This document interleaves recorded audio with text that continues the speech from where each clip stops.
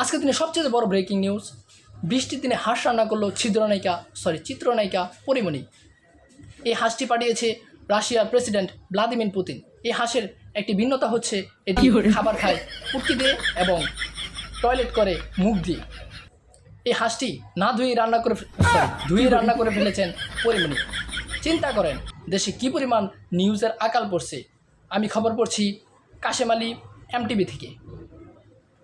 এখন আমাদের একটা কল আসছে, চলুন কলটা ধরে আসি। হ্যালো, তো আপনার বউ বাইকে গেছে গা ভাই, এটা তো আমাদের কিছু করার নাই। জি কি শেরপুরে বন্যা হচ্ছে? তো শেরপুরে বন্যা হচ্ছে, আমি কি করব ভাই? আমার তো কিছু করার নেই। দেশে দুর্নীতিবাজরা ধরা পড়ছে না, এটা তো আমাদের কিছু করার নেই। কি দ্রব্যমূল্যের